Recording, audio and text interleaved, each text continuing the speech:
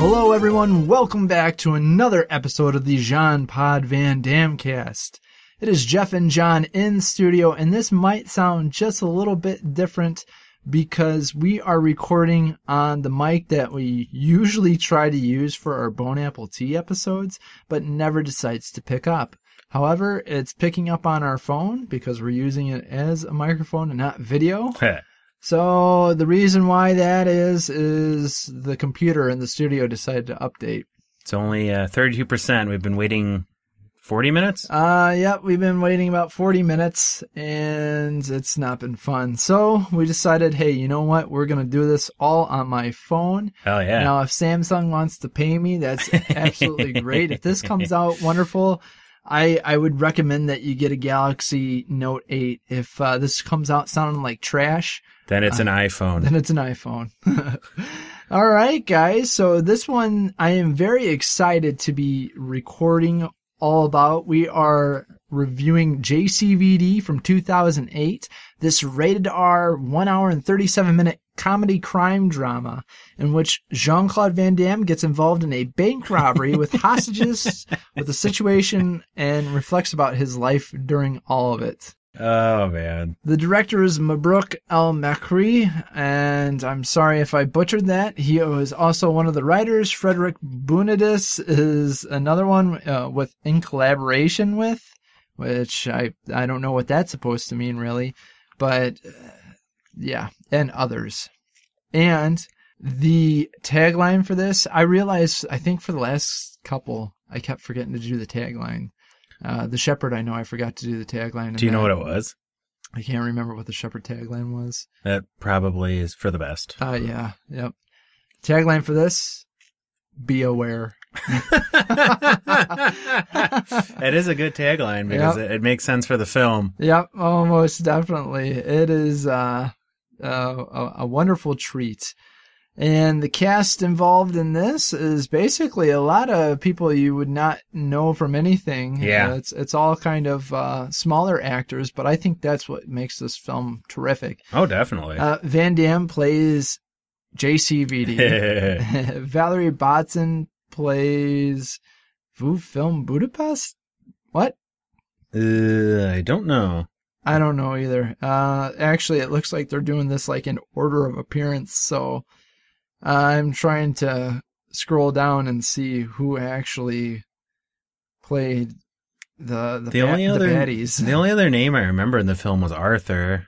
Yeah, I know. I was going to say Arthur and Carradine. They call the one dude Carradine, and he reminded me of David Carradine. He looks like he kind of looks like a poor man's version of him. So I figured that's who it was. But and Steven Seagal, I remember that name. Oh yeah, Steven Seagal was in it too. You're totally right. You're right with that. Yeah. So anyway, let's get into the movie. Oh, before we get into the movie, I actually own the DVD version of this. And on the cover and the back of it, it had a couple quotes from some film critics, actually. Really? Yeah, which That's pretty rare have for never seen on a JCVD film, to be completely honest. He deserves not a black belt, but an Oscar from Time magazine. Hell yeah. Funny, nimble, knowing, gracious, and kick-ass. Entertainment Weekly. All of those and more. Forces you to consider the star in a whole new light. The Boston Globe. Van Damme is back. Variety. So yeah, I was excited to see those. These were obviously all Van Damme fans as well, yes. And they were pleasantly surprised. Those are all pretty credited publications. Those are too. exactly. Variety, it's not like, Time. Yeah, when the Time one totally blew my mind, and I saw Boston Globe on there. They really were very nice about it. I mean, I really enjoyed this film. This was your first time seeing it. Yes. So that's where I'm getting excited about, is to talk with you about that. So we open up and Van Damme is beating up a bunch of people. It's just this opening shot is awesome. Awesome, right? It's like one continuous shot. It's going basically kind of like a maze of fighting. Van Damme's just beating dudes up left and right. So yeah, it's throughout the entire opening credits. Yeah, it's like a military type movie. You don't know what's going on. Gets to the very end when like this German officer or whatever like closes the door and then the wall falls down, and that was it. It was just like wah wah. So Van Damme kind of gets into it with the director of the film, who doesn't speak English or French. Nope. It's like he's supposed to be a Hong Kong director or something. Yep. And she's not having any of it. He's like, whatever. So then the scene switches, and now Van Damme's in court.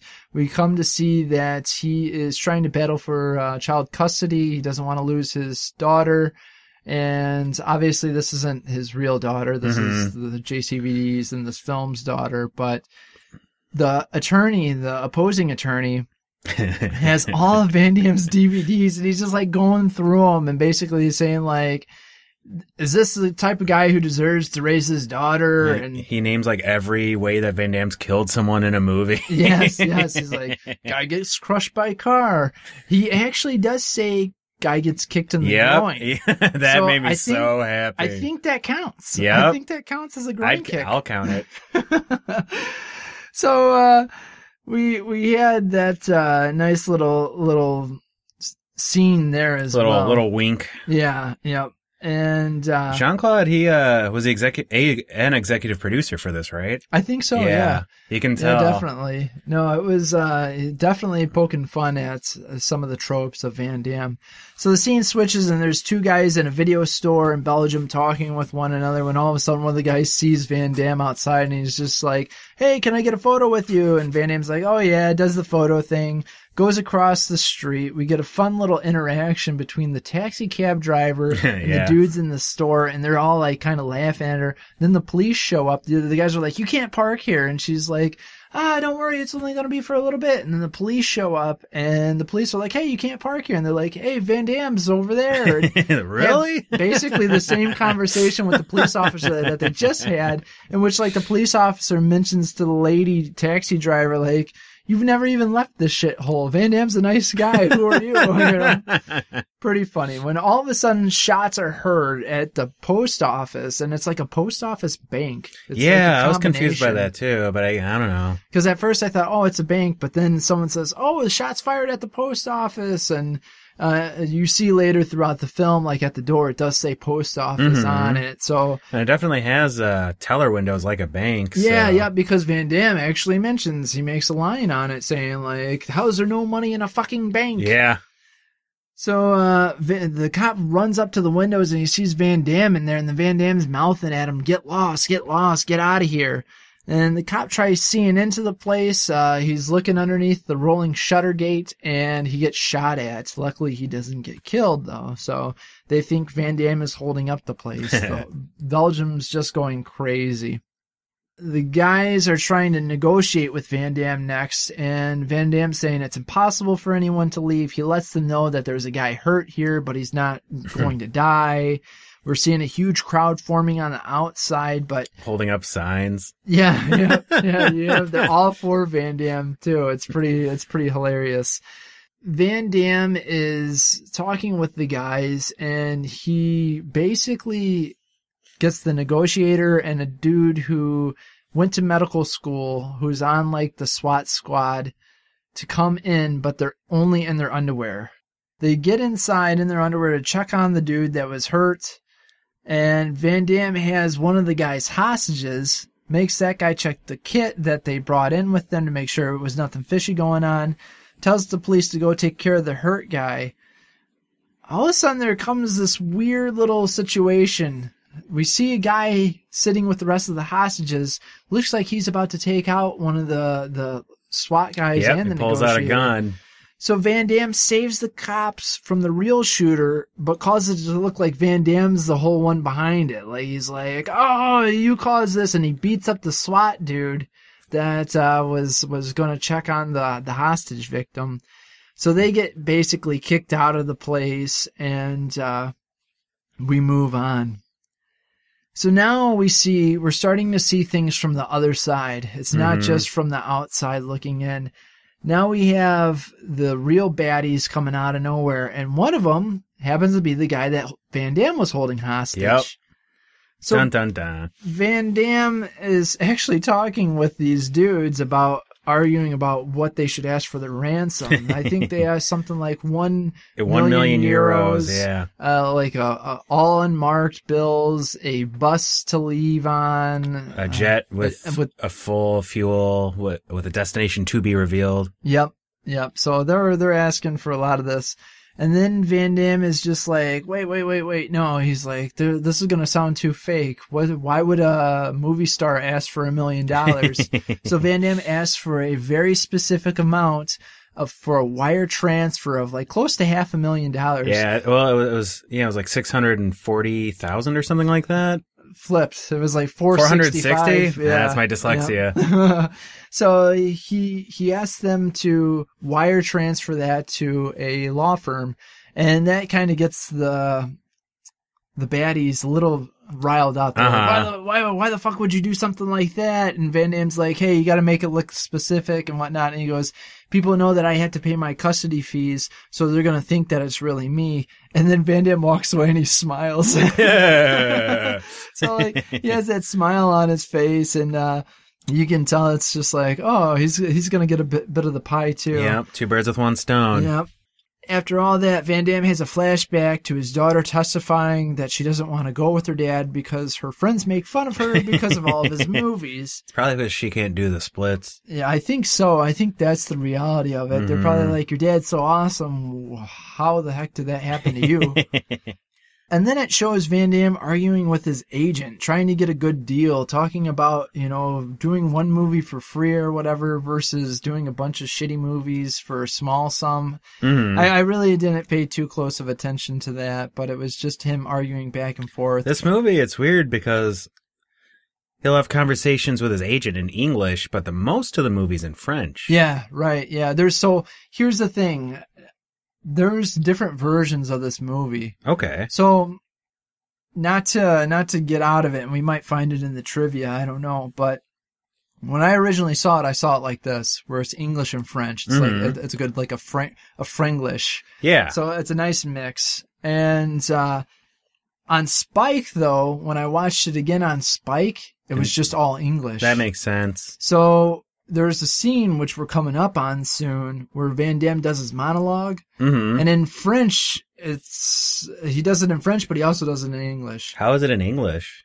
We'll get to it. Okay. So, I'm curious about that. Yeah. So, Van Damme's arguing with his agent, trying to get the good deal. Then it shows now Van Damme in a car being driven in his home country.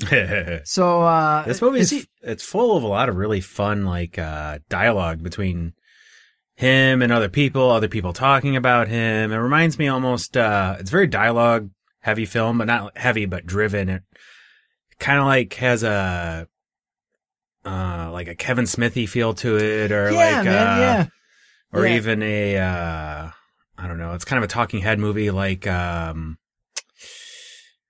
Tarantino flick almost. Yeah, in a way, you're totally right about that. Because the entire thing's in one situation, while the entire movie's dialogue, while inside of that current situation, with occasional jumps to different periods of time, a lot like a Tarantino flick. Yeah, most definitely. So Van Damme is in a car being driven in his home country. Did they actually say what city or anything were they in? Because I don't remember. Hey, Brussels, but then it was just kind of like he's in this little shithole is what everyone kept calling it, the little shithole. The next scene transitions. Van Damme's lawyer calls him saying that the check bounced and he needs the money, or else he's going to have to drop the case. Then we get another scene. We're back to Van Damme taking photos where he originally was. So it starts again, except this time we're seeing it from Van Damme's point of view. Mm-hmm. So it shows him going to the post office. When one of the baddies, Arthur, tries to tell him that they're closed, he's like, he gets starstruck. And he's trying to be so nice to Van Damme, you don't want to go in here, dude. I'm trying to help you out. And he's like, Van Damme pretty much sneaks past him. He's like, hey, just let me speak to your boss. I can fix this. So he gets in, and there's a woman's teller sitting there, and she's like, we have no money. And so Van Damme's like, Arthur said that you Had it was a computer problem. Yep. Yeah. Now you're telling me there's no money. What is it? And they're like, both. And they're both, she's like white as a sheet, looking super nervous. And right. Yeah. He has no clue. Yeah.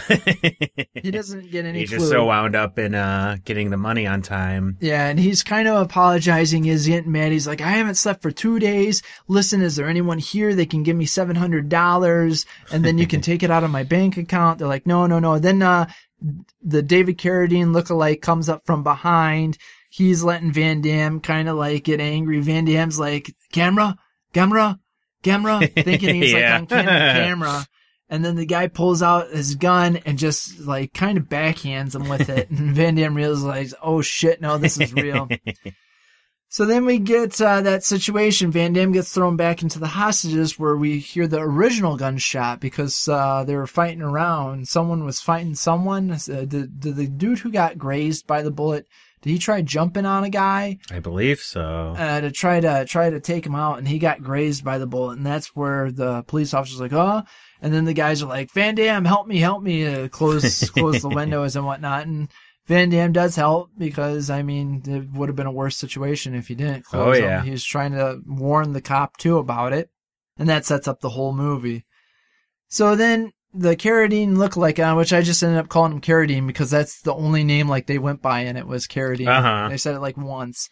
So he just goes over to the rolling door and just starts firing shots at the cop. So that's where we see on his side of things where when the cop was looking under it, his barrel of the gun's pointing at him. So we see who's doing that. Then we get a hilarious little Steven Seagal drop in there where Van Damme's talking with Arthur. Arthur wants to know more about what Van Damme's up to. And he's just like, oh, hey, you read the internet? You hear the one Purple Amulet or something like that? Yeah, I think it was called Purple Amulet. And he was like, yeah. What about that one? And he's like, Steven Seagal got it. He's like, what? You're better than him. Yeah, but he decided to cut off his ponytail for the role. And the guy was like, oh, I can see. So, they're going on with that. And then the guy, Arthur, wants Van Damme to kick a cigarette out of one of the hostages' mouth. He does it. So then Arthur tries to do it. And Van Damme's like, lower to the guy, trying to help him out. He's like, take a step back. Arthur just whops him in the face, dude. Just gets... knocks him out, concusses him. Yep, just concusses him. So, meanwhile, the cops are all looking through Van Damme's baggage that he brought with him. They find pictures of his daughter and a clipping of a paper about the fight for custody. One thing that I forgot to mention was they kind of break these up in chapters. It's like, It doesn't say chapter, but it's like one. And so then it's some phrase in French. I can't remember. I was going too fast and I didn't want to pause it. So it was like talking about how the stone breaks the egg, the egg breaks on the stone. So there was like 4 chapters throughout. So now we're on chapter 3. We find out Van Damme doesn't have any money. All of his cards were being declined. He finds out Seagal got the part for promising to cut off his ponytail. He's trying to find any roles so that he can make money, so that he can try to pay his bills for the custody, try to get his child back. Now we see him that he's in the car with the taxi driver and she's talking with him, totally dressing him down. Really hilarious scene. Like, he says something in the beginning and he goes, I am really sorry. I'm really tired. I just want to go to sleep. And she goes, no. And she's like telling him, she's like, you know what? You're famous, but this is all part of your life. You should expect this. She's like, I'm a little no one from this town. Kind of going back to that joke in the beginning anyway. She's like, you're my idol. You don't have to talk at all. Just listen to me. She's like, I'm going to talk. This is what we do in Brussels. We talk. Taxi drivers talk to people. She's like, you can go to sleep even if you want. I'm still going to talk to you. And, he's like, I'm sorry. I didn't mean to be rude. And she's like, you're a lot nicer on screen than you are in person. You look better on screen. Yeah. He's like, well, I'm tired. Well, even if you're tired. Yeah. So that was a pretty funny situation. All of a sudden, Van Damme's parents show up. So we're back live and Van Damme's parents show up and they're like, actually, nope, this is Van Damme's parents, not Van Damme, Van Varenberg. The negotiators saying that in order for Van Damme and them to get the money, they have to let the kid go. And so the guys start getting angry about this. The negotiator gets Van Damme's mom on the phone to talk to him. She's like, honey, why? Why is this happening? And so Van Damme's getting a little upset that his mom's in there now.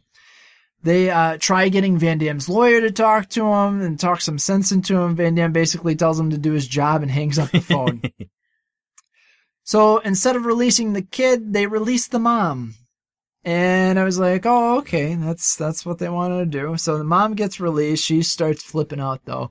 But then after that, we get Van Damme sitting there looking defeated, and we get his monologue. Yes. Which in French is absolutely awesome. Yeah. Like, he raises up on a platform, and it's actually, they're like, he's on a movie set, and he's just like, I'm doing this movie, blah, blah, blah. You don't know if this is real or if this is part of the film. It was really well done. Really. It was excellent. Yeah, he did a great job with it. Blur the lines between, with the fourth wall there. Yep. Oh, most definitely. And now getting back to the spike, when I saw this originally and I saw it in French, I was like, wow, that like blew my mind. Yeah, he was crying. Because, I never thought I could see Van Damme do so well in an acting role like this. Mm-hmm. So when the Spike version came up, I was like, oh, it was perfect timing. I got to see it right when it was the monologue. It was in English. And I was like, what? And it wasn't bad. Mm-hmm. But it wasn't as good. Yeah, I can understand that. I wish I would have brought the DVD with me because the DVD actually has that as an option. You can watch on the DVD version that I have, you can watch the theatrical version, which is the mix between English and French. Mm-hmm. You can watch the French version of the film, which I guess is all in French. I don't know if there's anything different. The all English version, and then I think another version as well. What, the Martian version? I think so. I think it's the Muscles from Brussels version.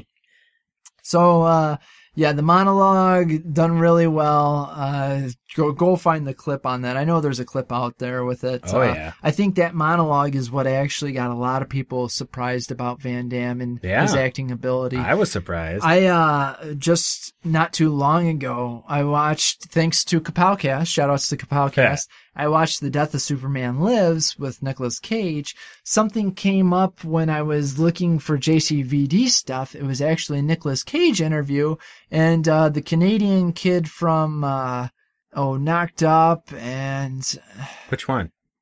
It was in what was the end, the Apocalypse film with all the guys in it? The End Is Here. Yeah, This Is the End. So. This is the end. Yes. That kid who goes to visit Seth Rogen. Yeah, okay, I know you're talking about. He's like his Canadian buddy, and so he must have been in like National Treasure or whatnot. I don't know, because I was like, why is he sitting with Nicolas Cage? Mm-hmm. But it's around the time they actually both were like their sleeper surprise, like that they said that they really enjoyed was Jcvd, and Nicolas Cage was like, yeah, wow, that monologue was amazing. So try to find that on YouTube. That's been pretty good. So anyway, we get into chapter 4. The baddies are arguing about what to do now. The Carradine guy gets mad. Hostages are trying to escape. Like Van Damme convinces Arthur somehow to get the hostages to escape. And it's magnetism. I know, it's that, you fall in love with Van Damme. It's just like with the Shepherd, where the women were falling in love with him. Well, this one, everyone's falling in love with him. So Arthur went while the guys were arguing. He was going to the bathroom, but he really wasn't going to the bathroom. He was just stalling there. And Van Damme was helping the rest of the hostages escape. One dude, I think, gets shot in the leg. They catch him when they find out all the hostages were leaving. Shoots him. Van Damme gets in a tussle with the Carradine guy. Van Damme gets shot. He gets shot in the arm. He's fighting the Carradine dude. Carradine dude, it all gets broken up. Arthur's trying to take care of Van Damme because he's wounded now. Then all of a sudden, next scene over, Arthur is talking with the Carradine dude, and they're mentioning ages and stuff. And he called him 32. I was like, if Arthur's 32, then I'm 18, man. Yeah, he was late 40s at least. Yeah, dude. But then they said something about 52. And I didn't know if that was him saying maybe if we were 32 again, this would be a lot easier. And then the Carradine dude says something about fucking Arthur's mom. Yeah. So he's like, hey, I fucked your mom. And the dude just shoots him. Arthur shoots him point blank in the head. Just kills him right there. Like, that was it. And which, the other guy, which I don't know if we ever heard his name, out of the 3 baddies, he was like, what the fuck did you do? He goes, hey, we promised not to bring mothers into this. Yeah. That was basically it. So, Arthur asks Van Damme, once everything's said and done, can you please give me an autograph? And Van Damme was like, yeah. And that's when we find out his name, Arthur. He's like, send it to Arthur. And SWAT comes in. They shoot Arthur. The last baddie has Van Damme hostage. The guys end up going out into the street, and we get like a little weird like scene transition happening where Van Damme headbutts the dude basically and then kicks him, gives him a roundhouse kick, and everyone's screaming, like, yeah. The cops are like giving him fist bumps. Giving him fist bumps and high fives. Oh, but then it was like, no, this is reality. And I did enjoy that they're like, this isn't a fucking movie. This is reality. Like, somehow Van Damme trips or whatever. Yeah, I think he elbowed him in the gut. Yeah, and so then that's when everyone swarms on both of them. Yep. They tackle both guys. They arrest both of them. And they're like, what the fuck? Why is Van Damme getting arrested? Didn't you see he was just held hostage? They're like, he fucking extorted money from us. He extorted money from this shithole. And we see down the line, it's they show the dead bodies of Arthur and the Carradine guy, and then it goes a few months later, we see Van Damme. At first it says he gets 3 years, but 1 year is for extortion. So it was like 1 year in prison and then 2 years probation. Yeah. So he's in prison and he's teaching all the other inmates karate. Probably not the best idea, but how did he get away with that? How did Van Damme get away with teaching dudes karate? But you know what? I'm not one to ask. Yeah. So all of a sudden he gets basically the guards summon him saying, hey, you have a visitor. His mom comes to visit. She goes, oh, I have a surprise. He's like, I hate surprises, man, please. And he sees in the glass it's his daughter. And then the movie ends. Mm-hmm. So that's it. That was the end. That was Jcvd. So, what was your reaction about all this? Well, I know I say this literally every episode, but it was not what I expected. Not what you expected. Not at all. I really enjoyed it. It captivated me from start to finish. It was funny. Not too much action in it. No. Like I said, it was a talking heads movie, but it was really good. Excellent. Yeah, man. I when I first saw this film, I was so excited about it. I heard about it. I was just waiting. Like, I was waiting for this to come out. And I can't tell you last time. Expendables 2, actually, again. Mm-hmm. But before that, I couldn't tell you. Maybe it was probably Double Team when I was like, oh yeah, another Van Damme movie. No, when this came out and I got to see it, I was like, wow. I really thought, I felt that I was the one for Time Magazine that wrote that quote, you know? I was so pleasantly surprised by this, and I was like, so happy to see that he did this, and I actually really enjoyed this film. So, that gets us into our splits.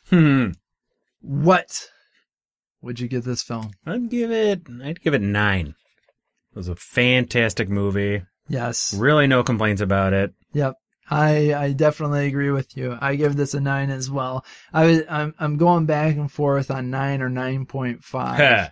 I really enjoyed it. This is one that I thoroughly enjoy watching. I just have a good time with it, and it's his least action film ever. Yeah, by far. It's so funny how different it is. Yeah, that's the weird thing. It's such a different movie, but it's just like, it pokes fun at what he's done in the past, but it shows his acting chops as well. It really does. And that monologue in French, the French version is definitely better than the English version. I'll tell you that much. I figured as much. So definitely check it out there. All right, getting into some trivia. We have some trivia and quotes for this. I'm pretty excited. And we have some decent amount of trivia in this. Look at this. Oh, that's a fair amount. Yeah, and we haven't seen that since like early 90s. Yeah, I was going to say. The whole scene in the taxi is completely improvised. That's great. Mabrouk El-Matri told Jean-Claude Van Damme to just be nice to the driver no matter what she said. That's awesome. According to the director, in a Q&A at the Toronto International Film Festival, about 70% of the film was scripted and the other 30% was improvised by the actors. No kidding. Wow. Mabrouk and Jean-Claude Van Damme had an agreement that the latter couldn't yell cut to end a scene, as Van Damme has done on many of his other films. Wow, you got Van Damme to agree to that, huh? In the opening intro scene, Jean-Claude Van Damme's comment about not being able to film in one shot was his own ad-lib, partly in response to Mabrouk El-Matri's actual wanting to shoot the scene in one shot. Mabrouk El-Matri, and I apologize if I'm butchering this, agreed to rewrite the script on the condition he could meet Jean-Claude Van Damme first before starting the draft, so he wouldn't waste 6 months on something that Van Damme would veto. I don't blame him. Yeah. Jcvd actually has a son, but it was changed in the movie to a daughter for legal reasons. Interesting. Yeah. Mabrouk claims the daughter's name, Gloria, came to him because he was listening to the Van Morrison song of the same name. That's awesome. Yep. The opening intro scene was filmed at the end of the shoot for insurance reasons. It was rehearsed over an entire night and shot in 4 or 5 takes. Wow. The concept for the film originated when the producer had an agreement with Jean-Claude Van Damme to play himself in a movie. In the original screenplay, Van Damme was portrayed more as a clown. Mabrouk was brought on to rewrite and was subsequently asked to direct. Mabrouk didn't write much dialogue for Van Damme, as he did not want Van Damme to be limited by the words, as he has his, quote, own music. That's great. And here's the spoilers trivia for it, but we already reviewed the movie. Van Damme made Mabrouk swear not to tell anyone about the content of the 6-minute monologue he delivers straight to the camera. So Mabrouk booked off 2 hours in the 5th week of shooting and called it the X scene. He had a big black curtain set up, as Van Damme is a shy person, and Mabrouk didn't want him to make eye contact with anyone before or during the scene. When Van Damme talks about not wanting to die in the post office, that was the cue for the crew to bring him back into the post office by lowering the crane. There was a red light next to the camera to indicate when the camera was running empty of film. Wow. Yeah, no kidding. That's cool. Nice little trivia. I like the trivia for this one. You wouldn't think that Jcvd would be shy, but... No, yeah, I know, right? Well, the more you know. It only took us until 2008 to find that out. So the trivia is basically his monologue, which I'm not going to do it justice. So I'm not going to read the quotes. I'm sorry, it's the quote. It's a long quote. It's a long quote. Couple paragraphs. Yeah, most definitely. And I'm going to read it in English, so it's not going to sound nearly as good. Police Central to Unit 27. Jean-Claude Van Damme's robbing a post office. I need backup.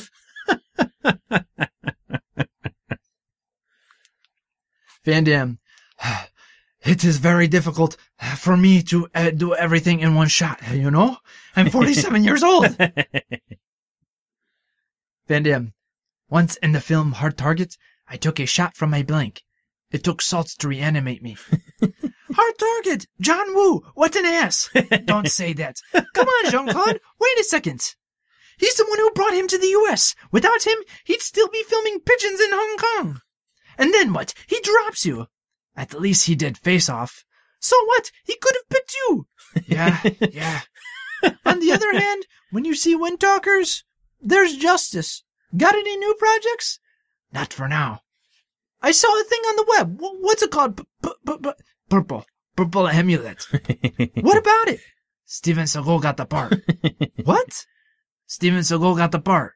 Steven Seagal? You're 10 times better. Well, he cut off his coyote. His what? His coyote. His ponytail. For the first time. Oh, I see. That's a tough one. Oh, that's some good quotage right there. Oh, yeah.